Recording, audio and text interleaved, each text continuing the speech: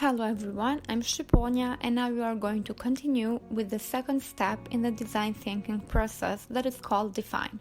In this step, we give time and space for the problem to be developed, refined, and reframed until we get what the actual problem is that needs to be solved. Now we are going to continue to present three main issues taken from survey and interviews that are done that in general are keeping these individuals closed and raising the fear of touching and accessibility. Being a kid, adult or elder person not having the opportunity to see sometimes, for them things can take more time to do than a normally sighted person would do things. As an individual who has been living on his own for 3 years in a small apartment, we play that sometimes it's hard to find elementary things to eat inside the house, while packaging, as he mentioned, of milk doesn't have any help method for them to recognize from the touch, and sometimes he asks a seeing assistant for, as he called, a basic help, and he thinks that there's not so much focus on this problematic from the fabricants.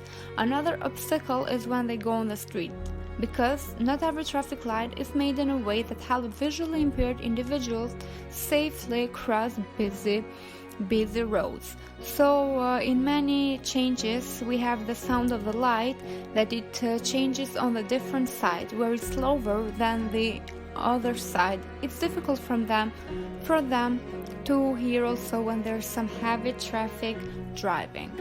So starting from the problem of navigation, that is number one issue for blind people.